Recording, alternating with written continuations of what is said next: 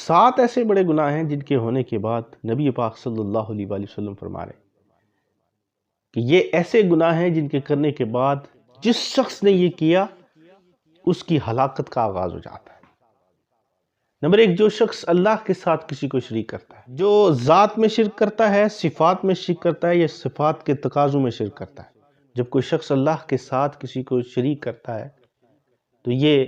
یہاں سے اس کی ہلاکت کا آغاز ہو جاتا ہے۔ دوسرا فرمایا کہ وہ شخص جو شراب پیتا ہے، یعنی شراب پینے والا، پلانے والا، بیچنے، خریدنے، تمام یہ جتنے معاملات شراب کے ہیں، جب کوئی شخص شراب پیتا ہے تو اسی دن سے اس کی ہلاکت کا آغاز ہو جاتا ہے۔ اور تیسرا، وہ شخص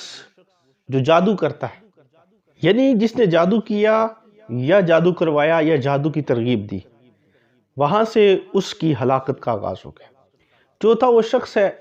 جو سود کھاتا ہے، سودی کاروبار کرتا ہے، یا سود پر لوگوں کو ادھار دیتا ہے، یا سودی کاروبار کرتا ہے، یا سود کھاتا ہے۔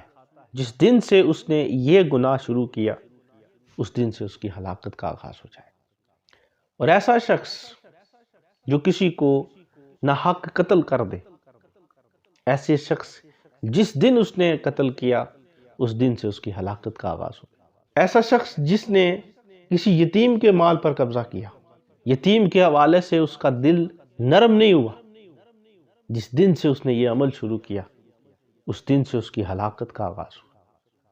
اور آخر پر فرمایا میرے آقا صلی اللہ علیہ وآلہ وسلم نے کہ ایسا وہ شخص جو کسی پاک دامن عورت پر تہمت لگاتا ہے، پاک دامنی کا سب کو علم ہے، اس کی پاک دامنی سب جانتے ہیں، لیکن اس نے اس پاک دامن عورت پر تہمت لگائی، جس دن اس نے تہمت لگائی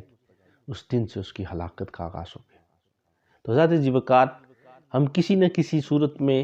ایسے کہیں گناہوں میں مبتلا تو نہیں ہیں، اس پر ہمیں غور و فکر کرنا ہوگا اور ان بڑے گناہوں سے ہمیں بچنا ہوگا اور دوسروں کو بھی بچانا ہوگا۔